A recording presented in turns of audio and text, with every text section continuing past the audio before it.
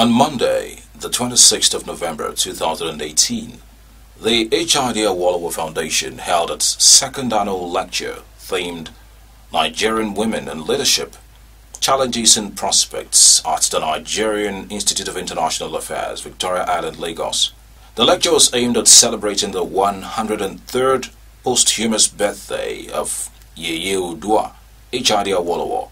In attendance at the event were wife of the former Lagos State Governor, Mrs. Abimbola Fashola, Chairman, First Bank of Nigeria, Mrs. Sibuko Awosika, who was the keynote speaker, wife of the Oni of Ife, Olori Shilekunla Ogunse, Sir Dr. Kessington Adebutu, Senator Daisy Danjuma, former Deputy Governor of Lagos State, Senator Kofuru Olabokno Akirile, presidential candidate of the Young Progressive Party in the 2019 election, Professor Kingsley Moghalu, Lagos State governorship candidate of the Action Democratic Party, Babatunde Gbadamosi, the Alakene of Ikene, Oba Adeyinka Mokade, Oba Barrister Sholagbade Tijani, among other royal fathers, guests and friends. In her welcome address, the convener of the program, Ambassador Dr. Olatokunbo Awolowo, urged the women present to remain resolute, adding that they should not feel intimidated. She pointed out that women should believe in themselves because they are made in the image of God, with their own unique potentials and abilities. She also noted that women should occupy political positions in Nigeria so that the nation will be at peace. As a deliberate homage to the icon that we are here to celebrate, Mama Yeye Oodua, HID Awolowo.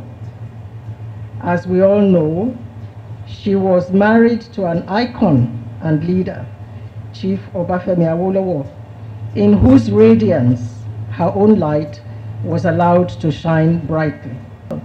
A woman who strives for success in our male-dominated world is often misunderstood, cruelly maligned, and deliberately obstructed. Nevertheless, I urge you to remain resolute. Refuse to be intimidated. Prepare yourselves well. You have to do that through education and continuous acquisition of new skills. And if you do, and you remain fearless, then the sky is just the beginning. There is no force more powerful than a woman determined to rise. Above all, believe in yourself. You are made in the image of God with your own unique potential and abilities. So never allow anyone to convince you that you are inferior to any other human being. Rather, strive to discover your talents, whatever they may be, and develop them to the utmost. The chairperson of the occasion, Senator Daisy Danjuma, in her opening remark, pointed out that men should support women vying for political positions. I would say I'm an example here. My husband has encouraged me a lot. He allowed me to go and vie to become a senator in my constituency, which is very difficult. So some of the challenges I experienced, what it took me to become a senator, because I went to vie in a very conservative area, Benin City, which we didn't even have women in House of Assembly. But when I came and I said I wanted to be a senator, to them it was a big joke. At the end of the day, I succeeded. If you don't try, you won't succeed. That's something. Like countries where we've recorded high success rates, like Rwanda, why has it been so? 62% of women are in leadership, policy making, decision making bodies. For that reason, we sit down today and say in Africa, the example is Rwanda as a country that has succeeded and have been able to sustain their development. And that is because they have encouraged women. Like, we have many fathers here, brothers, you have daughters, wives, brothers, sisters, and I'll challenge all the men here to make sure you encourage your wives to stand out in their businesses, your daughters to succeed, your sisters to succeed. If you go to my husband today and say you want to discuss politics, he will tell you, I'm not a politician, go and meet my wife. If you go to him today, you say you want to discuss South Atlantic Petroleum with him, he will tell you, my wife is in charge. So I want you men here to do that, because I know most of you don't. Your wives don't even know what you do. Please, let them grow. Encourage your daughters to grow. Encourage your sisters to grow. Train them properly. Give them the opportunity to succeed. I won't say more than this. The keynote address was delivered by the chairman, First Bank of Nigeria, Mrs. Ibuka Awoshika. In the lecture, Mrs. Awoshika noted that men and women need to work together for things to move in the society. She, however, pointed out that culture is one of the limitations women face when going for leadership positions in Nigeria. She stressed that it is important to build structures, infrastructure, and nurture the next generation. I was in Montreal in June. I was speaking at the Economic Summit of the Americas. And they had the minister in charge for Montreal come to give a speech. And she said, you know, they just appointed one of the biggest consulting firms in the world and told them to investigate how they can grow their economy better, the things that they would need to do. And they were expecting them to come back, okay, do this in manufacturing, infrastructure, technology, and all of those things. And they came back to them with a report to say, your missing gap, where your growth lies, is for you to invest in your women and the young people. And that's where you will get the growth from. In a country like Nigeria, where we have 49.2 or 49.5% women and 50-point-something% men, literally 50-50.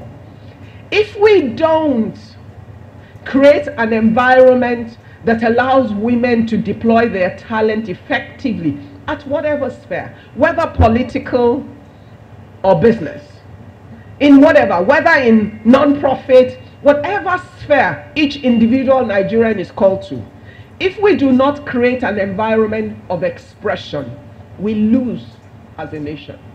A panel of discussion was next with three discussants.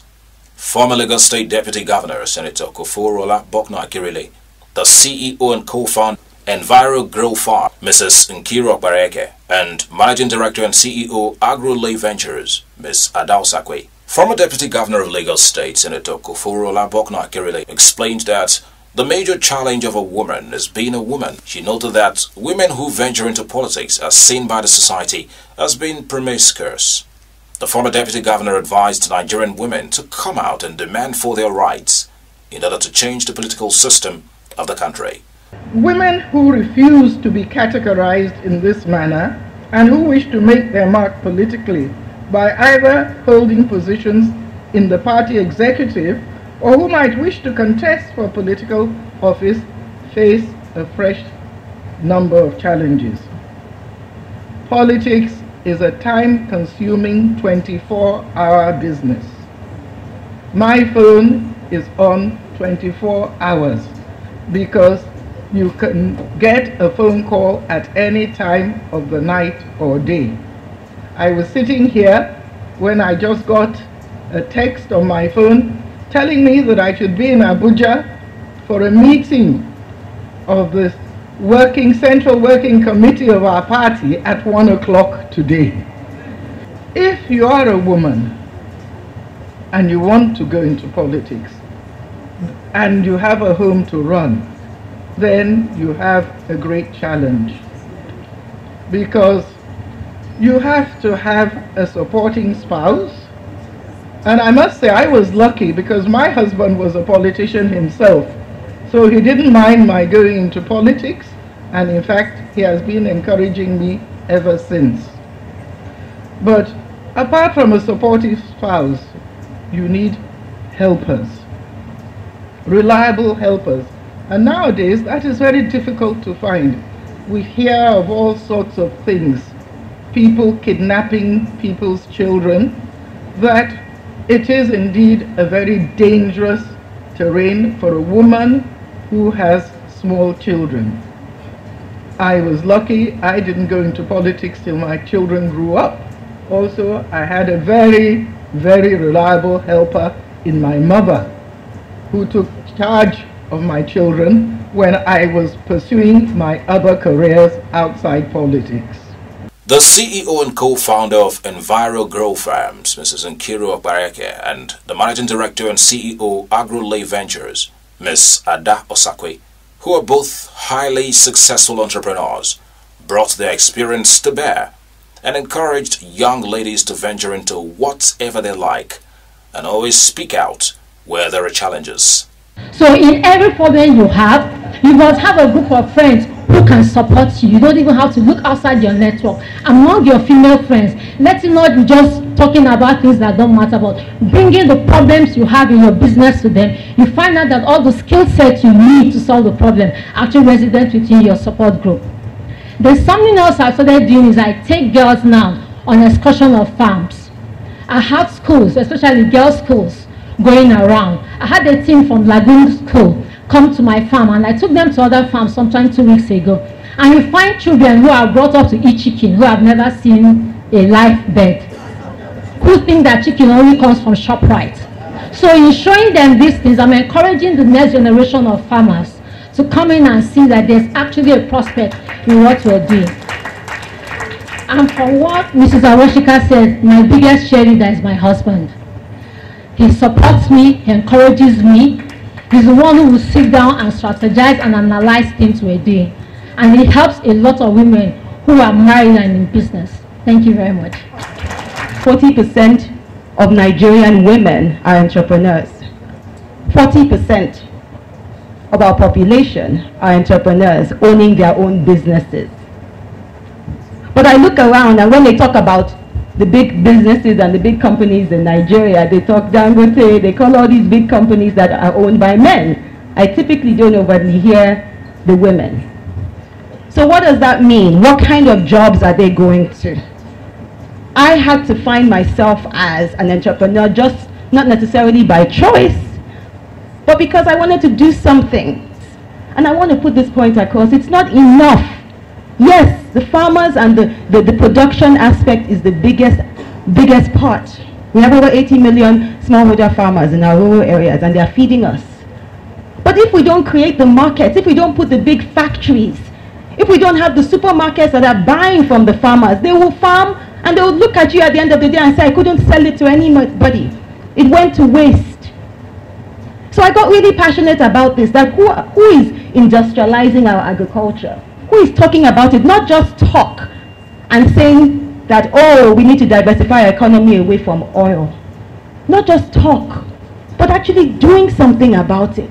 Building factories, supporting people who will go into processing of our cocoa to chocolates, of our rice paddy to actual rice that you eat on the table. Why should Nigeria be spending over $11 billion annually importing the food that we can grow right here? An interactive session followed afterwards. The Queen of the Oni of Ife, Olori Shilekun Olaogunse, in her Goodwill message, pointed out that women should develop themselves, adding that every woman is wonderful, no matter where they find themselves. And I want to say to every woman here that you are great. You are powerful. You are beautiful. You are perfect. You are excellent. You are not weak. You are strong. Because when you look at the family unit, a man's wife dies, it becomes really difficult to move on. And a husband dies, the woman can carry on for life and nurture great children and make them great in the society. That should tell you how powerful and how excellent you are. You have been made perfect. There is no weakness in you, because your weakness is your strength. Your weakness makes your husband glow. Your weakness is the reason why the man can stand in the midst of his mates and speak confidently, because he has a woman who respects him. Your weakness is seen. People call respect your weakness, but you are not weak. You are just being respectful. As a woman, don't be quiet. Continue to talk. There's a gift in you. Develop yourself. Grow yourself. Continue to breed. Continue to live. Your children are your instruments. Your children are your gifts. Take care of them.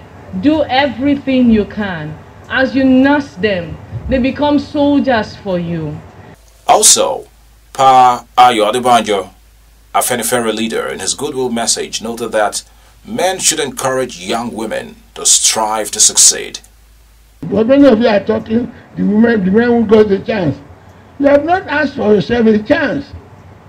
But that's you are a senator. Were there no men there when you beat them? But you dare to stand. Only let us beg the general to release you more. It is important. Why? When people like her talk, she has the interest, she has the education. It's not just allowing the women. I am not a believer of saying the women give women a chance. Women who are properly educated as you men here, how can any man come and say you stand behind? It is because you are not putting yourself forward. Nobody will help you if you don't help yourself. The presidential candidate of the Young Progressive Party, YPP, in the 2019 election, Professor Kingsley Moghalu, in his Goodwill message, categorically said, "Women are the future of Nigeria." So I want to just share one or two perspectives about how I see the role of women in my presidency. It will not be a matter of tokenism. As from May 29, 2019, these kinds of conferences will come to an end. What we will be discussing in my presidency going forward will be women in leadership, a case study of the Kingsley Moghalu presidency. That's what we will be discussing, a case study. It's been done in Rwanda, we're studying it today. It's been done in Ethiopia, we're studying it today. So there's nothing to say that we cannot do it in Nigeria if we have the will. Women bring life. Women nurture life. They are mothers, our sisters, our daughters, our wives. There is no society that relegates people who are so important to our existence and expects that that society can make progress. It's one of the reasons Nigeria has been going backwards instead of going forwards. Presentation of gift items followed afterwards, as coordinated by the chairperson of the event, Senator Daisy Danjuma. In the vote of thanks said by Mrs. Folusha Olaniyan, she thanked everyone for making the event a memorable one. From BISCON Communications, we congratulate the HID Awolowo Foundation on the success of its second annual lecture.